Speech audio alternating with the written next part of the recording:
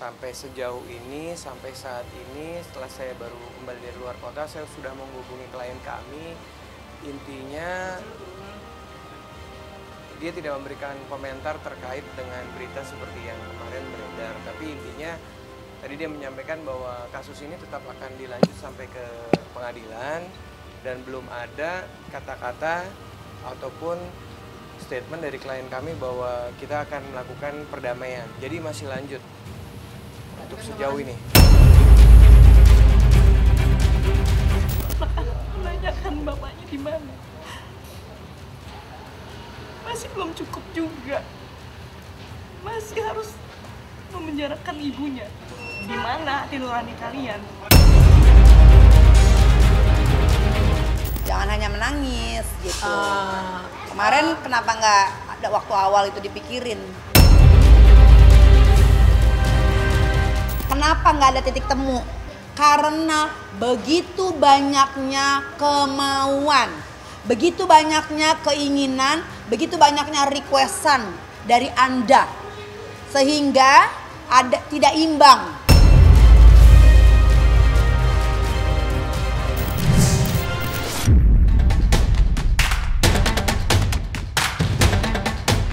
Konflik panas antara Indra Rusli dengan Virgon hingga kini masih menjadi topik yang ramai diperbincangkan oleh khalayak luas. Patut diketahui jika perseteruan di antara keduanya kini masih bergulir di Polda Metro Jaya dan menghasilkan adanya panggilan terhadap pihak Indra terkait kasus pelanggaran kode etik. Tentu dengan adanya hal tersebut, konflik di antara keduanya pun semakin memanas setelah Indra juga sempat mengungkapkan rasa kekecewaan dirinya kepada Virgon yang dinilai terlalu ngotot untuk memenjarakan dirinya. Ditemui di Polda Metro Jaya, Shandi Arifin selaku kuasa hukum dari Virgon pun turut menyikapi adanya pengakuan dari Indra terkait kliennya yang dianggap sulit untuk diajak berdamai.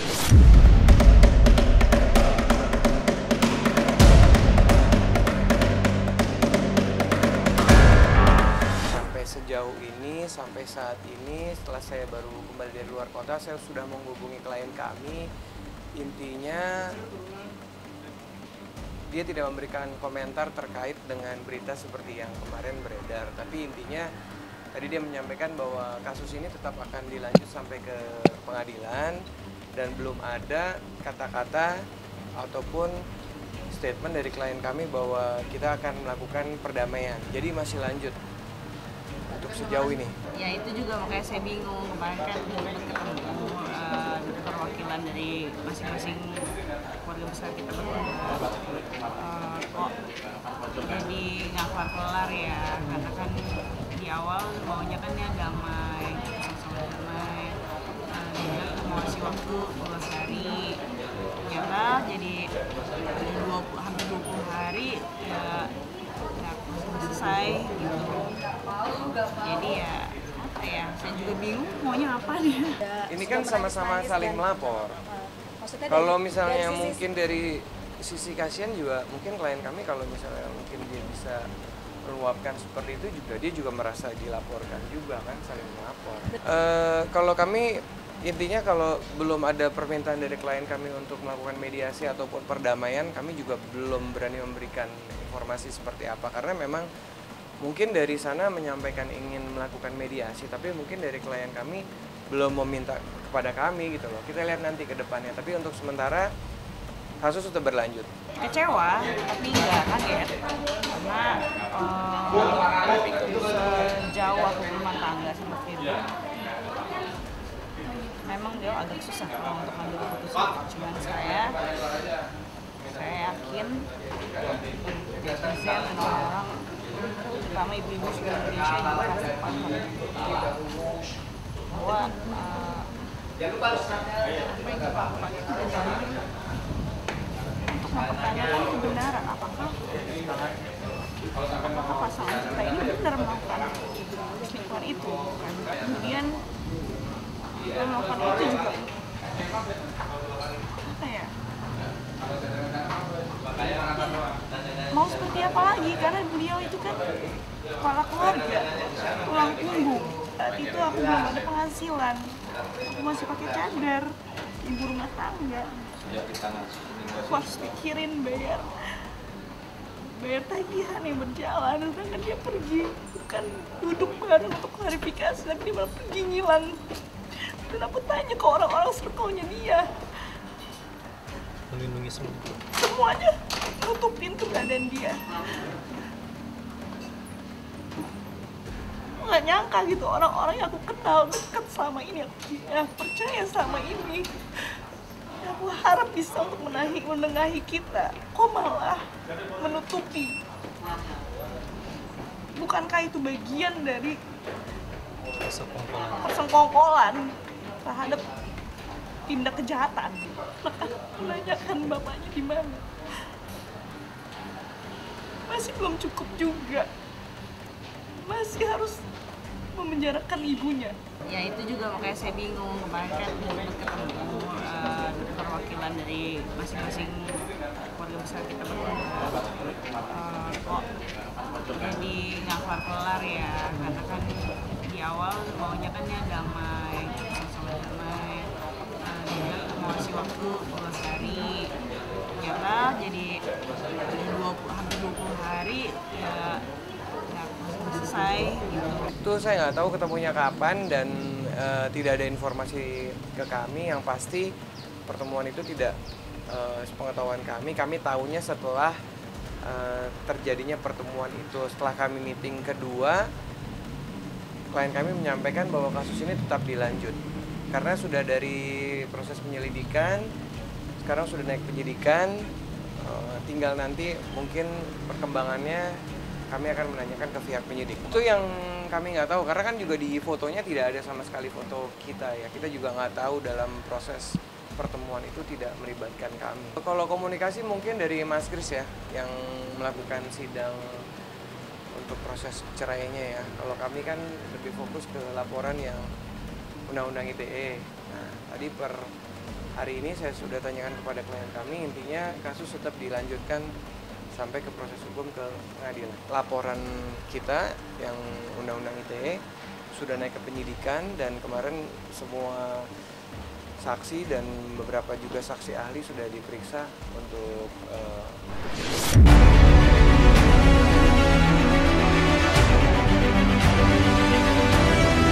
hanya sekedar ngejok konten. Kalau salah ya salah. Bisa berlatih. Saksikan bersama saya Vista Putri pukul 18.00 hanya di Cumi Visit di cumi-cumi.com.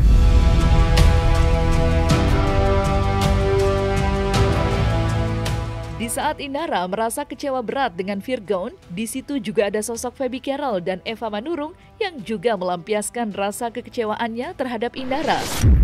Iya, dalam penuturan yang disampaikan oleh keduanya, baik Eva maupun Feby pun turut menyinggung soal hitung-hitungan materi dalam pernikahan Indara dan Virgon yang diduga menjadi penyebab permasalahan ini semakin memanas. Tak cukup sampai di situ, Feby Carol dan Eva Manurung pun juga angkat bicara terkait Indara yang menganggap jika mantan suaminya itu tak memiliki hati nurani dalam permasalahan ini. Jangan hanya menangis gitu. Kemarin kenapa nggak ada waktu awal itu dipikirin? Di mana hati nurani kalian? Kalau kamu ngomong hati nurani, siapa sih yang nggak punya hati nurani? Sejauh apa hati nurani kamu miliki? Jangan kamu di sini mau menang sendiri. Kenapa pertemuan kemarin itu ya, yang ada salah satu dari adik mami berusaha menjembatani, berusaha memediasi kalian. Kenapa nggak ada titik temu? Karena begitu banyaknya kemauan, begitu banyaknya keinginan, begitu banyaknya requestan dari Anda. Sehingga tidak imbang mengenai illegal access, kan sudah diatur dalam undang-undang. Apabila men-share, menyebarkan, walaupun kamu itu adalah seorang istri, ada hal-hal yang itu menjadi konsumsi kamu pribadi atau mungkin keluarga, tidak untuk di-share, tidak untuk di media, tidak untuk diposting, tidak untuk semua orang tahu aib-aib ABCDE semuanya. Enggak, Apalagi itu hal-hal yang jelas sangat-sangat tidak baik untuk orang tahu. Namanya juga aib. Ada yang mungkin benar, ada yang salah. Jadi nggak semuanya juga benar. Undang-undang ITE kan ada, ya kan? Orang-orang yang mengerti akan hukum, apabila dilihat salah seperti itu, dia tidak klaim, Membagikan ya. nah itu berarti nggak bagus dong, kan gitu. Membagikan, menyebarkan Jadi data atau pribadi, itulah bunyinya. Jadi yang saya lihat sih mungkin seperti itu, ya kan? Yang kedepannya ini makanya kemarin katanya Ina sama adik saya sudah ketemu sama omnya tuh. Katanya 2 hari katanya ya sama dia. Katanya mau diadakan nanti ya udah mau cabut berkas semuanya. Tapi nyatanya dulu 2 hari nggak ada. Bahkan diblokir. Iya, bahkan nomor telepon adik saya semua diblokir. Mestinya kan mereka kan kasih apa ya, tindak lanjut yang baik lah gitu. Bila mana ada titik temu, titik terang untuk keadilan kedua belah pihak, pasti itu jadi baik. Kenapa ini tetap masih berjalan? Karena nggak ada titik temu. Logika kita aja. Kenapa nggak ada titik temu? Karena begitu banyaknya kemauan, begitu banyaknya keinginan, begitu banyaknya requestan dari Anda, sehingga tidak imbang. Begitu. Siapapun mencari keadilan itu balance, tidak memberatkan sebelah. Tapi bila mana Anda maunya menang sendiri, maunya semua kasus royalti Anda mau, padahal menurut saya, menurut pandangan saya itu kurang setuju mengenai royalti.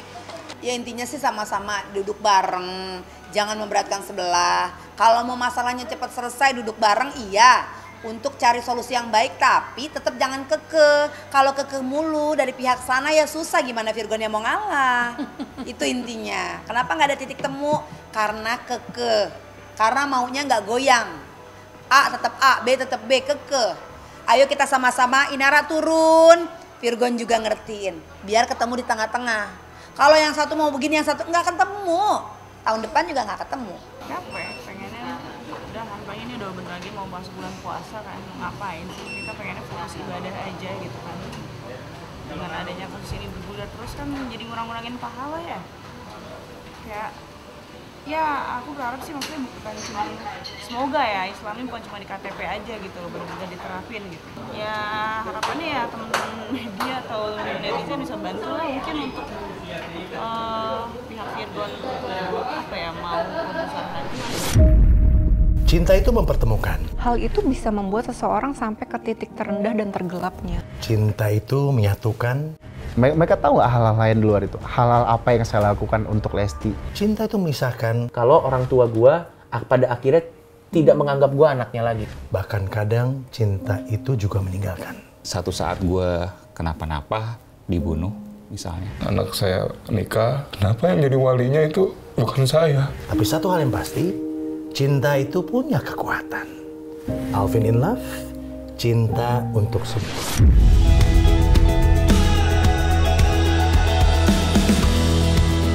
Terlepas dari pelik masalah yang dialami olehnya, suatu langkah untuk bangkit telah dilakukan oleh Inara yang semakin giat untuk bekerja keras demi menghidupi diri dan ketiga anaknya.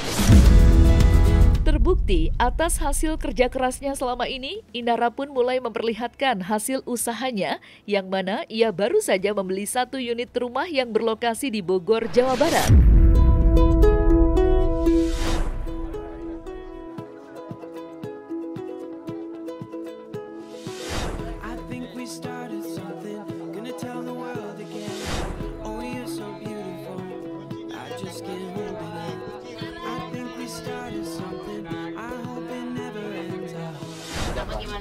Iyalah pastinya untuk anak-anak, siapa lagi, kalau aku mah gampang.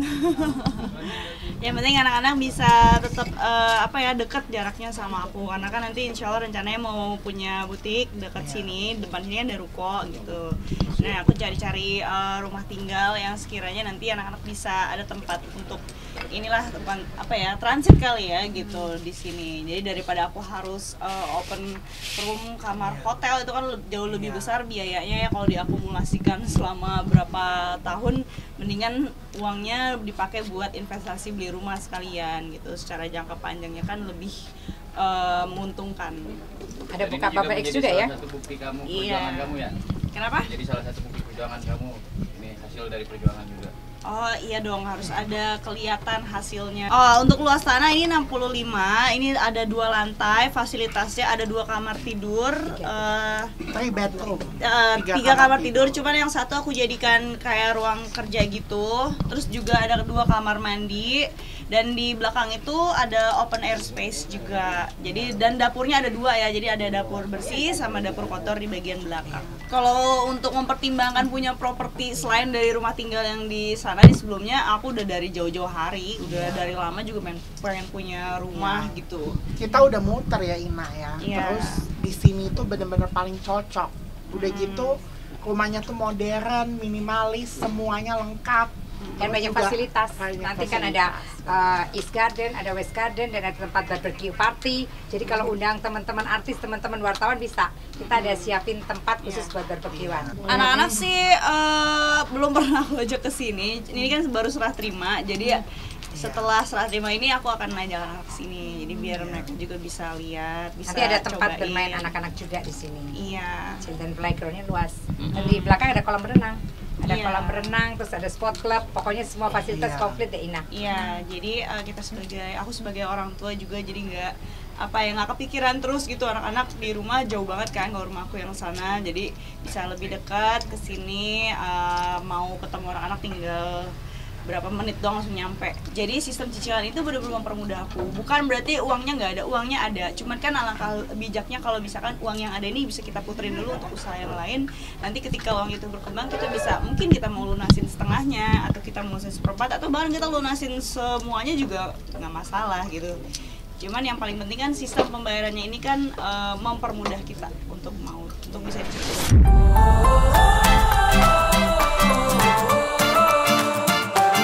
Keberhasilan Inara membeli rumah tak luput dari usahanya yang tidak hanya berkecimpung di dunia entertain saja. Ia patut diketahui pula jika ibu 3 anak itu tengah disibukkan oleh banyaknya bidang usaha. Salah satunya ialah bisnis kuliner. Dan pada kesempatan kali ini, Inara Rusli pun turut mengajak kita semua untuk melihat bisnis barunya yang menyajikan makanan dan minuman kekinian. Hey love, you got your heart on your sleeve, but the shirt on your back a bit small. Hey you, yeah your colors change. Handal-dandal ya. Ini mahakarya. Nah ini aku buatin khusus ini untuk kamu nih.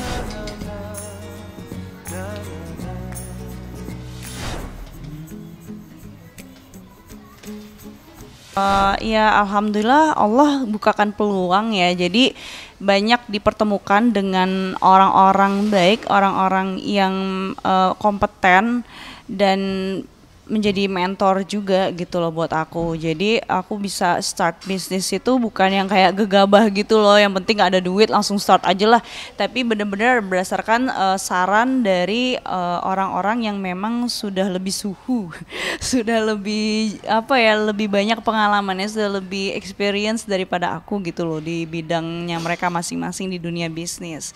Jadi ya menurut aku itu suatu privilege sih yang patut disyukurin, karena mentor itu merupakan unsur yang paling penting sih untuk kita bisa memulai segala sesuatu ya.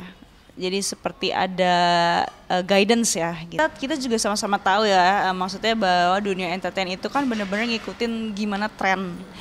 Jadi namanya entertain itu nggak ada yang namanya tren itu terus naik dan naik terus sampai kemana, nggak ada. Semua pasti mengalami tren turun, semua mengalami pasti ada tren naiknya gitu. Jadi untuk mengatasi hal tersebut gimana caranya supaya kita bisa tetap stabil ya dengan bisnis apalagi gitu. Karena menurut aku bisnis sama entertain itu saling support sih, saling melengkapi satu sama lain. Gimana caranya kita supaya tetap eksis di salah satu bidang ini ya harus dengan memiliki kedua bidang ini dan menguasai, bukan cuma memiliki ya. Jadi Di satu sisi kita tetap eksis di dunia entertain dengan memperkenalkan bisnis kita gitu kan.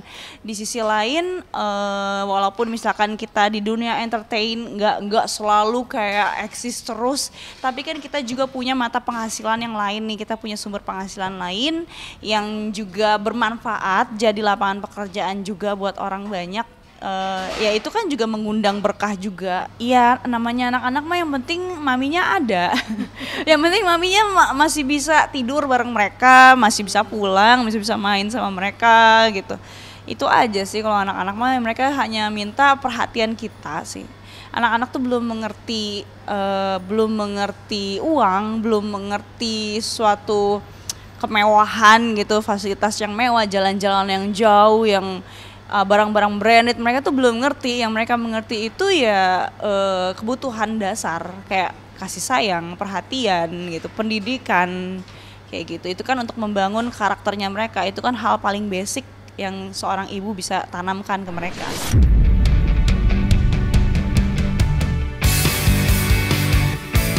Nah, selesai sudah Cumi Lovers? Saksikan terus Cumi Camp In-Depth, kabar lengkap, mendalam, dan akurat dari narasumber terpercaya. Dan jangan lupa untuk like, subscribe, dan juga share channel YouTube Cumi Cumi.